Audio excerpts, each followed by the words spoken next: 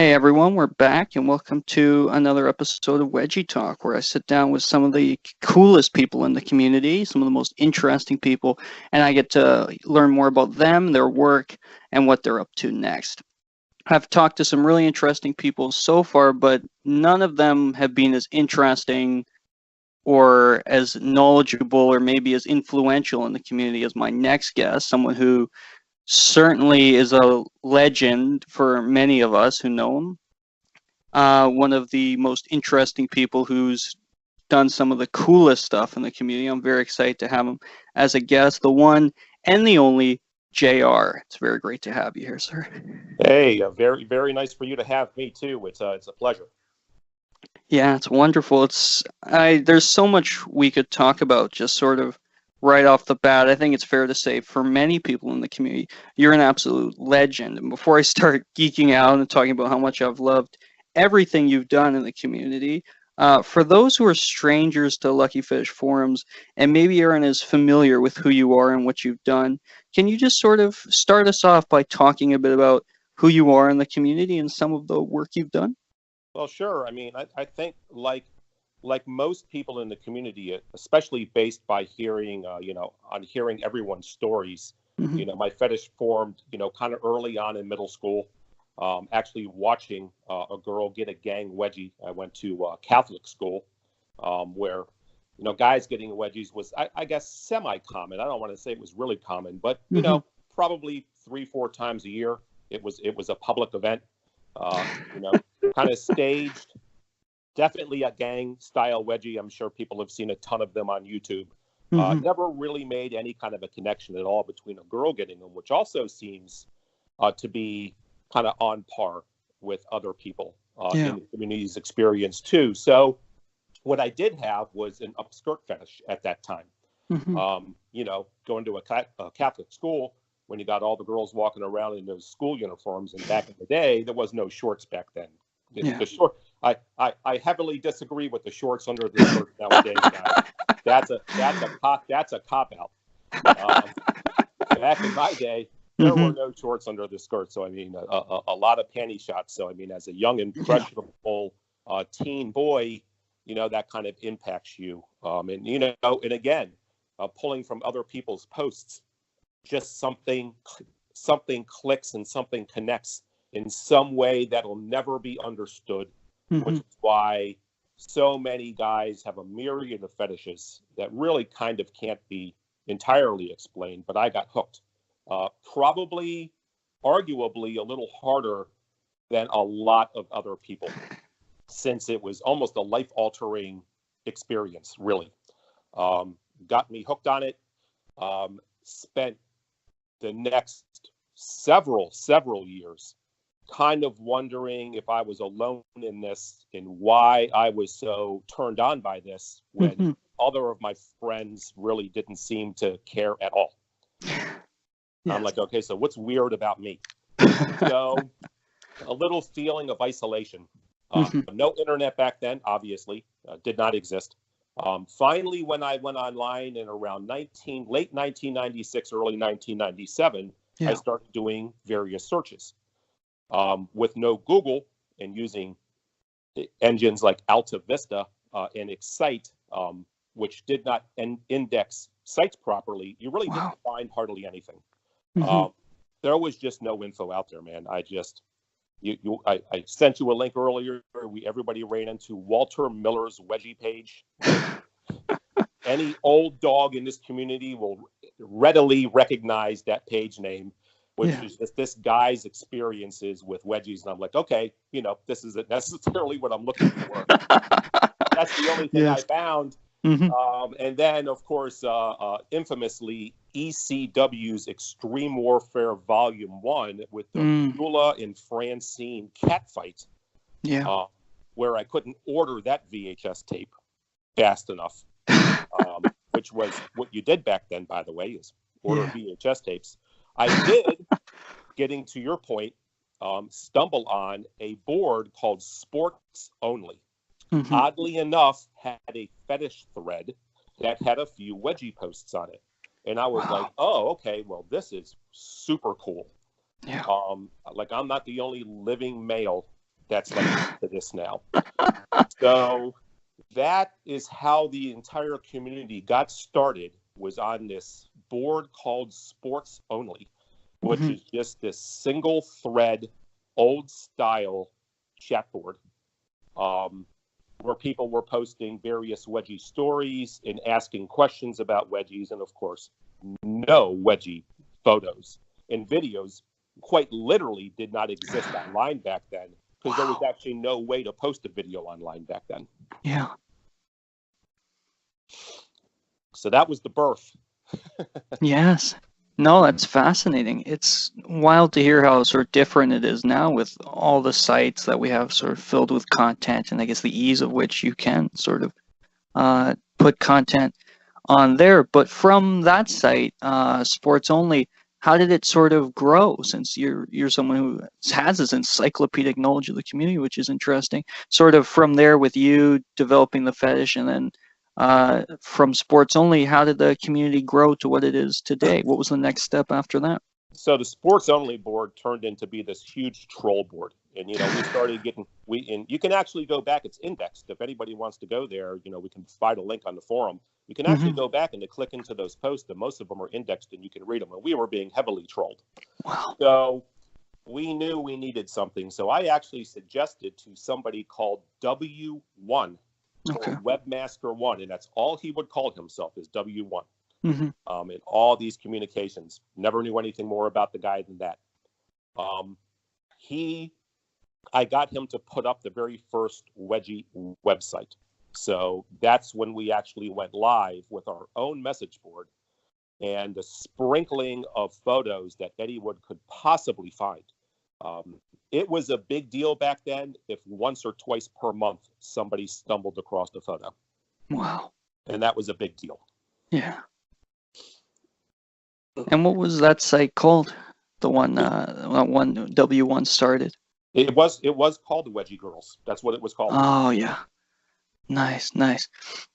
Yeah, fascinating to see that sort of change. So you make the first group there, the first site, sorry, and then just keep taking us through it, sort of step by step. What happened then? Was it? So we tried to get some content posted on the website, and I had a bunch of cat fight videos that featured wedgies, because the only way that I could find any content for myself before the net was cat fight videos. And I came to find two studios, Double DT Wrestling and Triumph Studios. Not only were the only ones that seemed to feature some wedgies, but I also got to learn the names of the girls who were more prominent in giving them. Okay. So Sandy of DT Productions, and a girl named Keisha, who used to be in a lot of different catfight videos, were infamous for giving wedgies. So I would go to my local adult store, buy those videotapes, and maybe one out of every 10 would even have a wedgie. Okay. Wow. So that's how much money I'm dumping on this crap, right? So I had a box of tapes that actually had the wedgies, and this is where it really gets interesting for you guys who were born after technology. Yes. I boxed them up. I mailed them to W1. Okay. W1 had a conversion device where it captured the VHS video and converted it into a video. And the best that we could do was post a link for download only. Wow. So to download one of those videos, about a 5 or 6 minute scene was about 1 to 2 hours. Wow. So that's how the first set of videos got on the website, were just that method of mailing him VHS tapes. Getting one step further, I was very disappointed of not finding any real wedgie content. I figured there's got to be someone, besides me, who paid for something, did something. I mean, where is this? I mean, I'm searching every term I could. I'm going to all these different adult sites. I'm like, someone's got to have it. No one had it. Wow. So with my upskirt fetish, I found a site called Thursday Night Video. So Thursday Night, this is tnvideo.com. Yeah. So I was already buying upskirt videos from the owner. His name is George. The name is no secret. He's very public about it. Okay.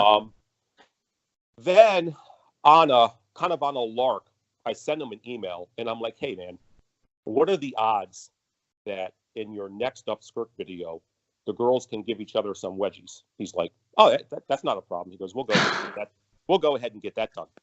Wow. That first video is actually still on their website. If you go to clips for sale, you would go to Panty TV, and then you would search Park, P-A-R-K. Two girls in the park, Alicia and Miranda, still know the models' names. They, I would believe, actually have done the very first deliberate wedgie video in history. Wow. And what That's I mean incredible. by that is the very first video in history where they gave each other wedgies specifically for this fetish. That would be the first video when we're talking 1999. Okay. 1999. Wow.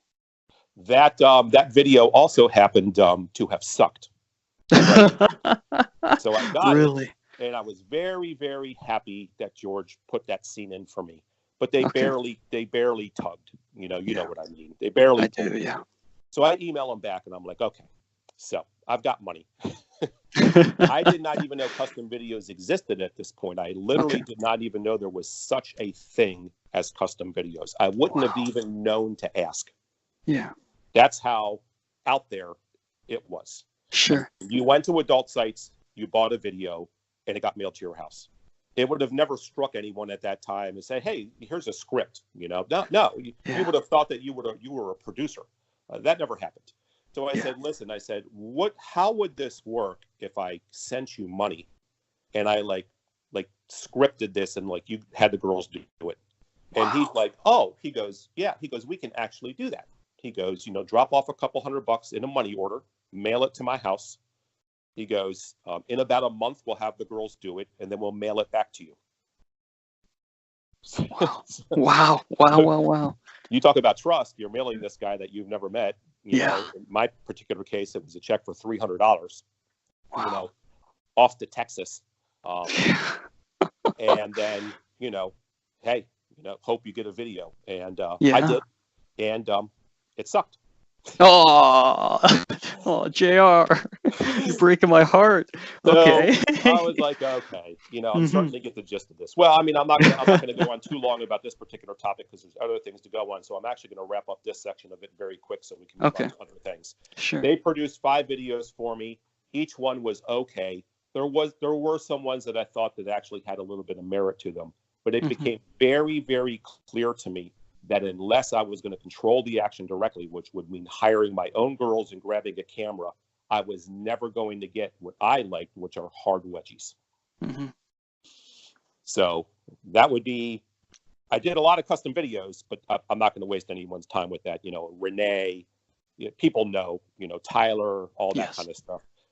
Some of them were pretty hard, but none of them really struck what I was looking for. Yeah, and I think that's fascinating. I think that's, humorous, and now some of us hearing about that, we get to laugh about the fact that you tried very hard to get these videos made at a time when it really wasn't a thing to be doing that. I think that's fascinating. People forget that when, we had different progressions. We had, trying to remember the name of the photo site that came out. It had to have been in the late 90s. Somebody will remind me of it when they listen to this podcast. But it was a slew of photos, personal photos, that were just posted and updated every month. And that actually was a trove of wedgie photo, just everywhere. It's going to drive me crazy to do the whole rest of this podcast for me to think about it. But then, of course, we have MySpace. And MySpace, believe it or not, had searchable videos, and we found a great deal of good videos with MySpace. When I told my story many times about the girl that I saw get a gang wedgie when I was in school, a fair amount of people came back at me and said, that's a nice, completely fake story. That's cute that you have that story, but girls do not give each other gang wedgies. That is not a thing. It doesn't happen. completely in your imagination. So then MySpace has a couple of videos that come out of Wedgie. Of course, I don't know whether or not you're familiar with the infamous Shelby Wedgie, hanging Wedgie on the bedpost in her college dorm room. I feel like I must have seen that one. Yeah, that sounds very familiar. Yeah. Two girls and a guy literally picking their roommate in college up by her panties and hanging her on the bedpost. Wow. Search Shelby Wedgie in YouTube and you'll find 1,000 copies of it. That was, a huge kind of gang wedgie. And then, of course, YouTube hits, and we get more than I can count. I would say at least 20, if not more, true girl-on-girl gang wedgies. Yeah. And I'm like, yeah, see? Yeah, and we do. I'm not. As a matter of fact, a couple of the girls, when I posted the videos on the website, there were reached out to me and actually told me that they needed to be taken down because they got in trouble for posting them. They were schoolgirls, posting videos of gang wedgies that they gave to other girls. They're like, we didn't think it was going to get this much attention. These things need to come down. Yeah. That's wild. Moving on a little bit to producing, I think you're going to be getting to like when I produced Fox. Yeah, for sure. Just because, like you were saying, you mentioned wanting to have that total control, and I think thank you for segueing for me. But I think it's interesting to I think you said this is almost natural progression of wanting to have more control after finding that these videos you were paying for weren't giving you what you wanted. So yeah, I'd love to chat about how you sort of get into producing and what motivated you to sort of start making like the infamous Fox, Jess, and Lindsay videos and many of the other very, very well-known videos you ended up making. Yeah, I think this is the part of the podcast that people are actually be interested in because most of the people probably listening were not back in the community in the 90s. They're like, okay, this is a little bit boring. Let's get the Fox. A lot of comments. Also, people showing their hands, by the way, and what I mean by that is a poker reference, is I'll have people be like, well, yeah, I'm 22 now. And I remember when I first logged on to the website and saw your first Fox video, I'm like, okay, that was 10 years ago. Yeah. That means you were 12. Yes. Yes. And they're like, yeah, kind of. Yeah, I was. Yeah. Don't ban me. Okay, so we had that many people logged on to the site that were underage. But I get a lot of comments that people's very first real, foray into this fetish for them when they started searching this kind of stuff was my Fox videos. Yeah. So I ran out and bought a camcorder. Don't know how to shoot video.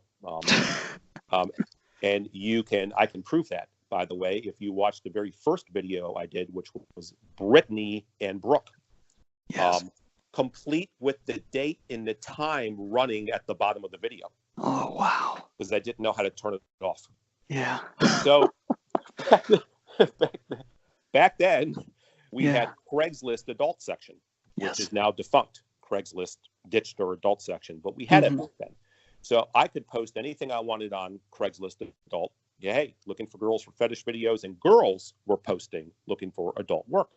Wow. I lived in a major metropolitan city, a huge city, no shortage of girls posting on there, and a lot replied to my posts.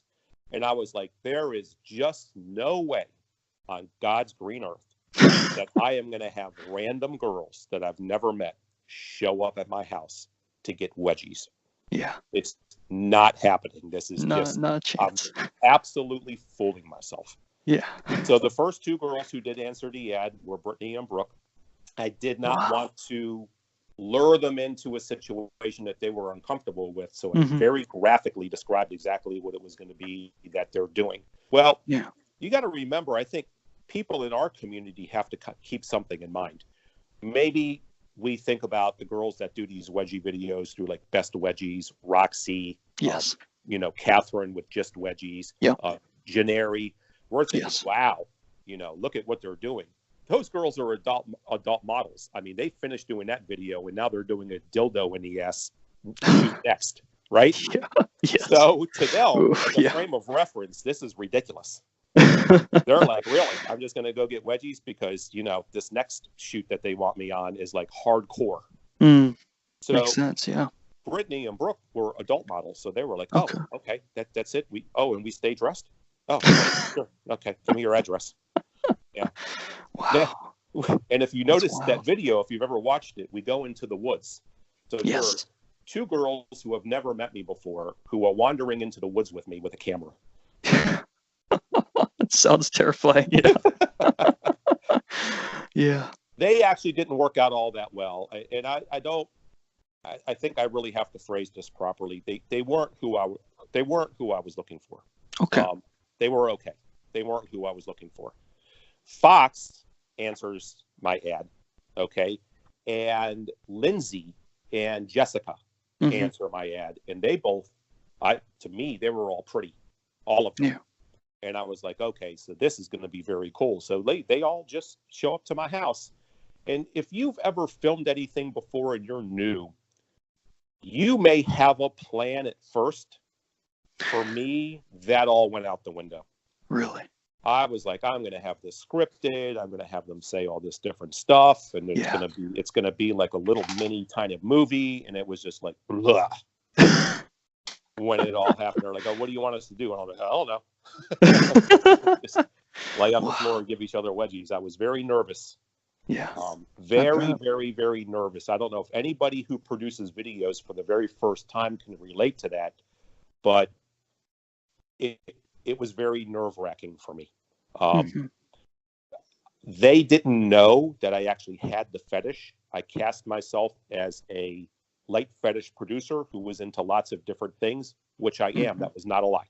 Okay. I like panties. I like skirts. I actually like pie in the face. I'm a member of the UMD community. I like this.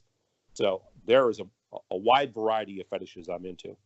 And I was indeed doing videos with them with all those different fetishes too. It wasn't just wedgies. It was also upskirt videos and things like that. Okay. Good to know. Yeah. So I felt very awkward and nervous that I was going to somehow be busted, that these videos were mainly for me, even though I was selling them on the Clips for Sale store. Yeah. So you know what I mean? I know it's very hard to get across. Everything I was saying to them was being technically honest. Yeah. I'm an amateur producer. I'm shooting these videos to be put online for sale. And there's a wide variety of fetishes that you're going to be doing. True, and true. Yeah. What wasn't true was my ultimate motive in making those videos. Which, of course, I got busted at little later on into the video series with them. Fox literally approached me after video number 4 in a hotel room, and she's like, "You're into this, aren't you?" Women's intuition. And I'm like, actually, I am. And I told her the same thing I just told you guys. I said, listen, everything I told you guys is the truth, especially you. She actually got a cut of the videos, by the way. I don't know if you know that. She shared it in the profit of the videos. Wow. So she was very happy that they were selling well. She loved the wedgie community. She liked giving wedgies. I don't want to say she didn't like getting them. That would be the wrong term, but she loved to dominate other girls. And absolutely loved to destroy them by giving them the hardest wedgies she could imagine giving. Wow. So I finally got exactly what I was looking for with Fox.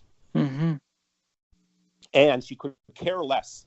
All these things get built up sometimes in your mind that don't end up playing out. And she really couldn't care less that I was into it. I mean, it didn't bother her at all. I always acted very professionally around them.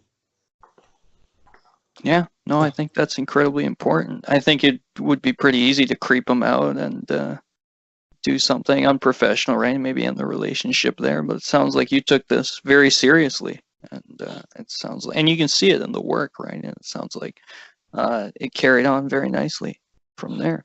It was pretty cool to see the girls genuinely have fun giving each other the wedgies, which cannot be faked.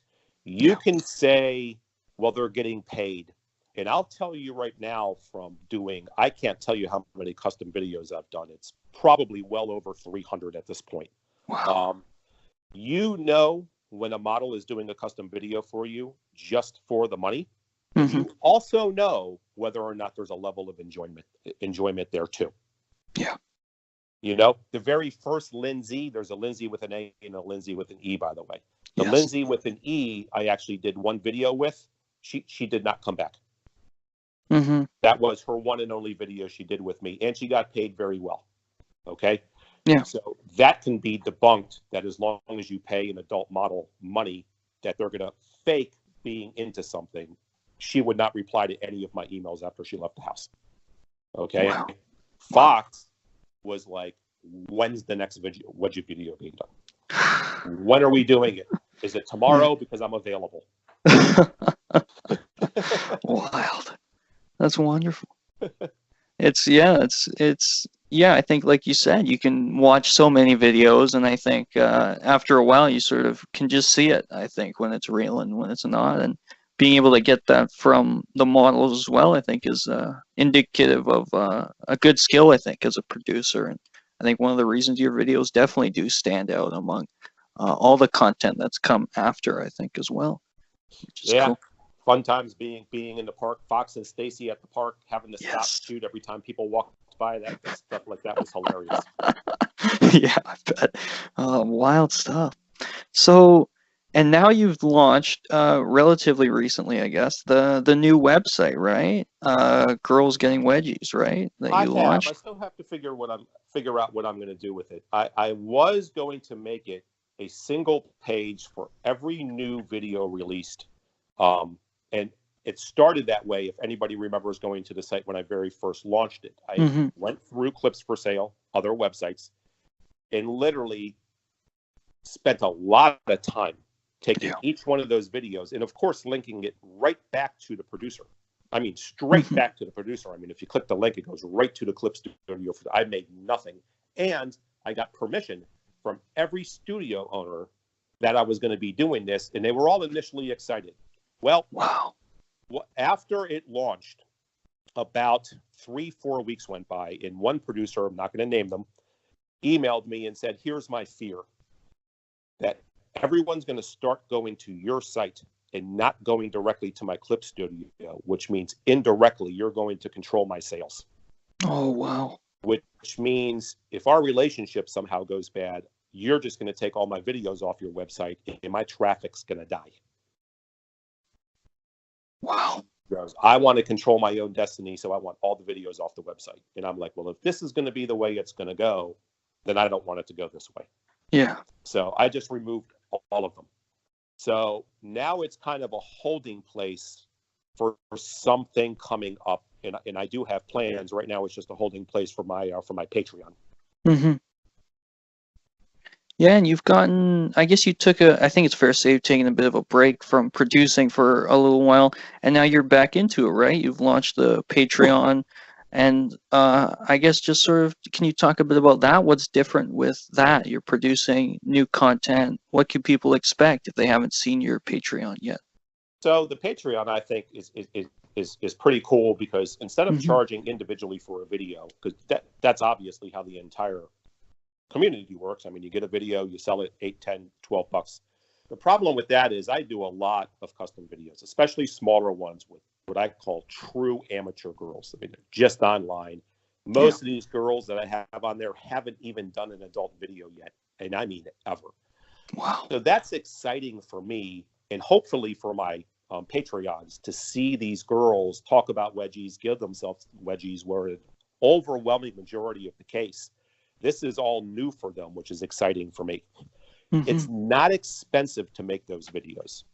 So I can't expect anyone to pay me $5 or $6 or 2 or 3 of these videos per week, because that's $15 a week, and that no one's going to pay that.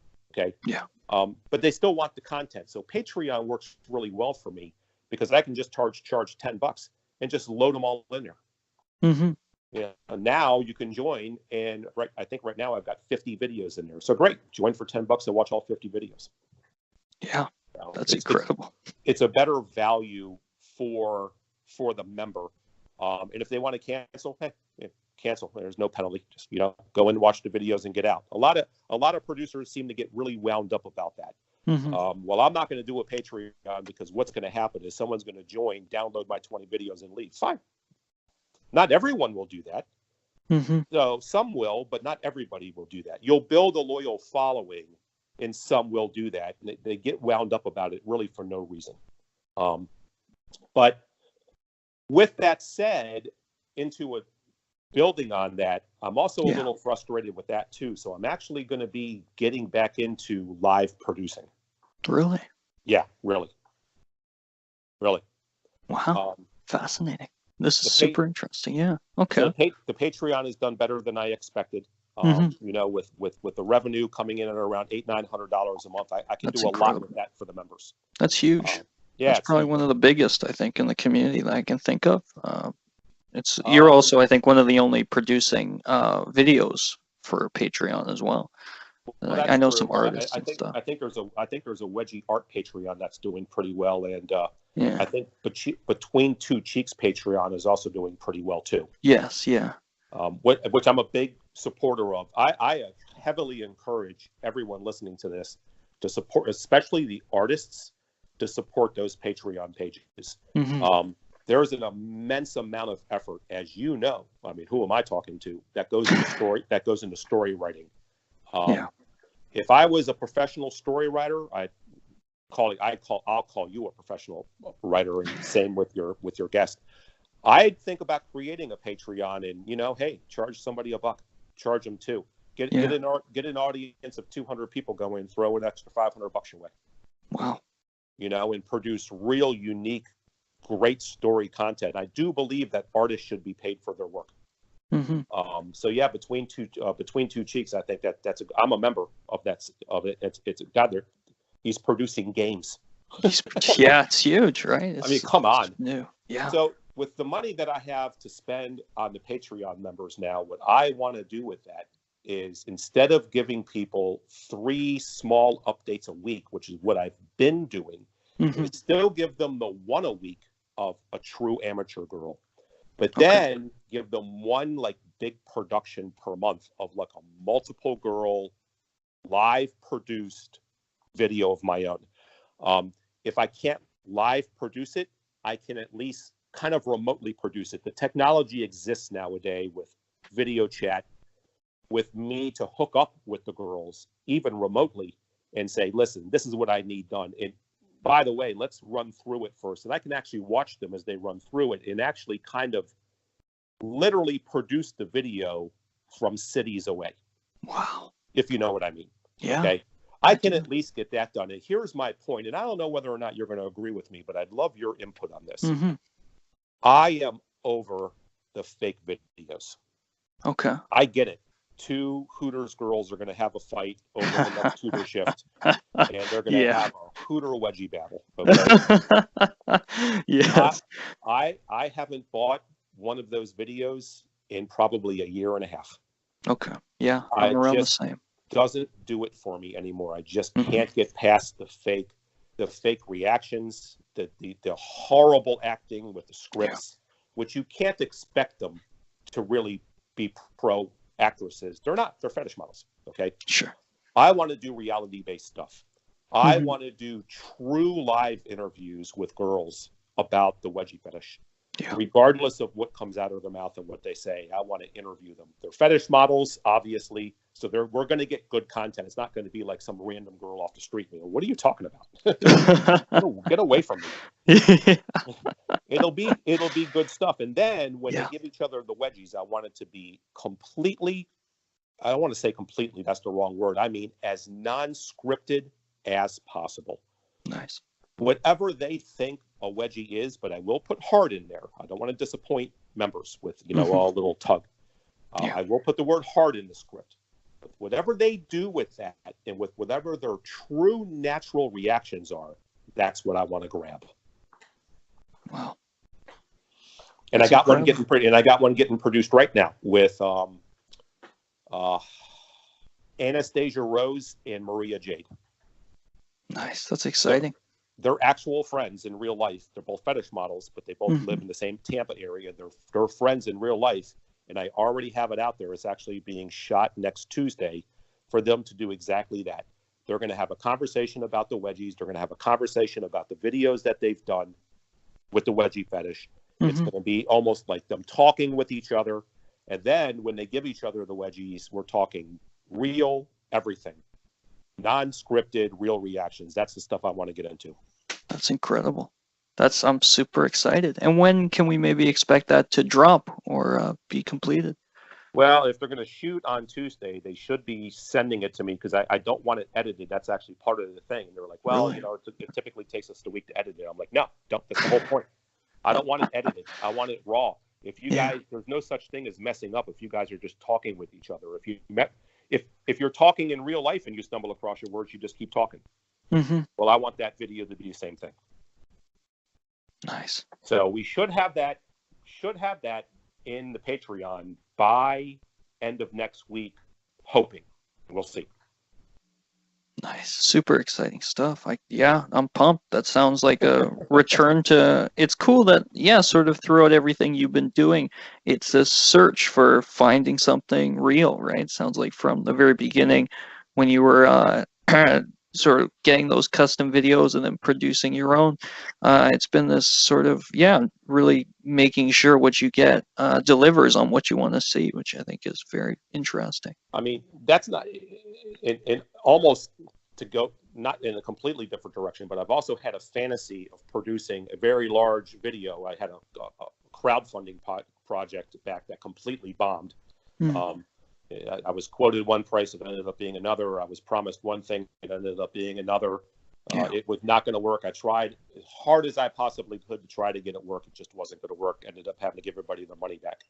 But now what I want to do with that is eventually, it's not going to be this year, but it could be next year, is I want a big party scene with like 15 girls at least, where it's literally a gang wedgie situation, but with as real as it possibly can be.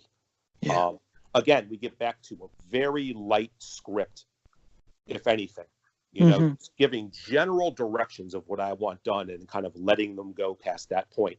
And I can pull that off. Financially, it's not an issue. My money is not my issue.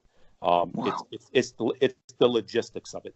That's the issue. 15 girls in a room. That's never before done, my friend. That's be quite a big thing to pull off for sure. I do plan on having that done, and I will be live for that, by the way. As a matter of fact, I not only will be live for that, but I would probably hire at least one fetish cameraman to be with me, so we're both shooting, at different angles. But I would expect that to come out sometime next year. Nice. Yeah, no, that heads up is amazing. It gives us a lot to look forward to. That's super exciting. Well, you're a creative guy. I mean, do you struggle sometimes with new creative ideas? Oh yeah, all the time, and you must experience this as someone who's, I think, pushed the boundaries on what is out there and what may be out there. But I think every time I think of something new or story ideas or anything like that, I'll hit a wall with them at some point, and I'll go, maybe I can't do this. Maybe logistically it's too much. Maybe I should just retire or something like that. But you push through it, and I think I can find inspiration from seeing what others do, and I'll think about the videos you've made, and I'll think about the work I've seen others do. And I think maybe I'll just give this another go. Give it another try something slightly different, and it's a little weird sometimes that I would watch some of those professional videos that people would do when the girls don't even say the word wedgie during the entire video. It blows my mind. And I was like, okay, that's a little downer for me when they don't say the word. It's a downer for me when they're not like teasing each other about it. All that stuff I find at its core is kind of missing. Yeah, and it sounds like you're creating content that will have that. And I think for that reason alone, the fact that it's something you'd like, others are going to like it, which I think has always been the case with your videos, which is exciting. Well, if you want to do anything with art, and again, you know this more than anybody, you have to keep your audience in mind, but you kind of have to stay true to yourself, because I don't think that you would be able to write a successful story without having your heart in it at all and thinking, well, maybe this is something that a lot of people are going to like. I'm not into it at all, so I'm going to try to write about it. I don't think that would work. Yeah. No, I think you're right. I think that's well said. And it's interesting that you would sort of describe it as art, where people outside of the community, they'd see the videos and they'd see the stories. They go, "What is this? This is really weird." But I think the fact that it means something to someone, like you said, the people who join the community for the first time when they're very young, they see the Fox and Lindsay videos, they see Brianna there, and it sort of lets them know, I think, sort of like for yourself when you first joined Sports Only, that they're not the only ones who like this, right? And I think that is incredibly special in a lot of ways. Isn't our community fantastic, though? I mean, I don't know if you're a member of other fetish communities. I am. And we just have so much better discourse in our fetish. It just, everyone seems to be very respectful. I know it's not perfect. You know, there are some girls that will get, you know, you don't necessarily want to say you're a girl on any fetish form. That's not exclusive. That's not exclusive to us, but that's good to know. There, so many other fetish communities just have so many trolling problems. Even now, we just don't seem to have that. Yeah. It seems to be just a real sharp community. I don't know if you're on the Discord with us. Discord I joined. I occasionally drop in now. I was on there quite active when you first launched it, just praising you, I think, quite a bit. I remember that. And then I haven't, so I'm on Discord occasionally, because there are many groups that have sort of started up after you started yours, and definitely I think of different qualities, but from what I've seen in all of them, it's always a respectful discourse and people just getting together, which is very nice to see. All right, so where do we go from here? Anything else that you'd like to know? I think we've touched on so much interesting stuff, and I appreciate you taking so much time to talk about it. You've spoken, I guess, about what's next for you, but is there anything else you didn't mention that you think people should know about coming up for you in the future? No, I mean, hunting down amateur girls for the Patreon is definitely a labor of love. It is definitely not easy.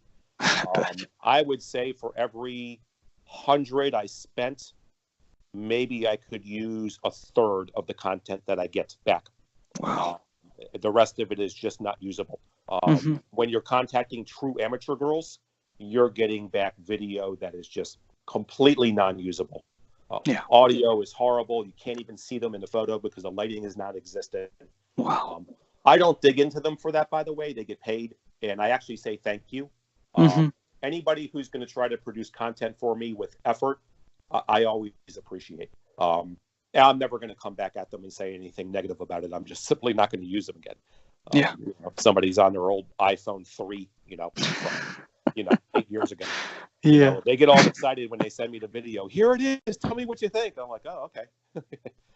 So it's work to get the videos from the amateur girls that have any kind of decent quality to them, and then even at that are even able to be posted in Patreon without someone watching it and say, hey man, I'm paying for this. What was that? Well said. So I'm on Twitter. I'm finding friends of friends. I'm on Extra Lunch Money, which is a complete nightmare. Wow. So lots of different venues to pick from. Sex sells on Reddit, which is another nightmare.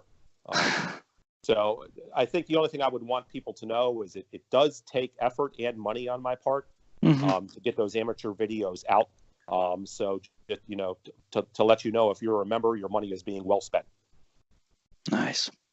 Yeah, no, I think that's important for people to know. Even if they see it, sometimes it just helps to be reminded of that fact, I think, which is always nice.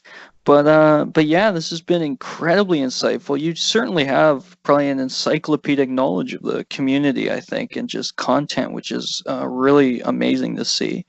And I appreciate you sharing that with us all. We've talked about a lot, so what's next for you, which is super exciting. We have a lot to look forward to and some of the work you've done. So to sort of end us off, is there any insights or any thing you'd like to share with the community that we haven't touched on, and you think you just like to sort of maybe sum up what we were saying and leave us with? I'm completely contactable, which means I have no problem people reaching out to me, DM me on Twitter. My email's all over the place. Send me an email if it's anything that you want to say, if it's anything that you want to ask, if it's anything that you would like, to see or like to see done that you currently are not seeing out there. Reach out to me and let me know. Say, hey, you know, is there any? As a matter of fact, someone just reached out to me today and say, hey, what do you think would happen if we did in what is it called? AMSR? Is that what it's called? Oh, yes. Yeah. I know exactly what you mean. Yeah. I think it's AMSR. If I'm wrong, I'm sure. Is it ASMR? Is it ASMR? ASMR or something? I think it's pronounced something like that. Something like that. I think everyone knows think what so, I'm yeah. talking about.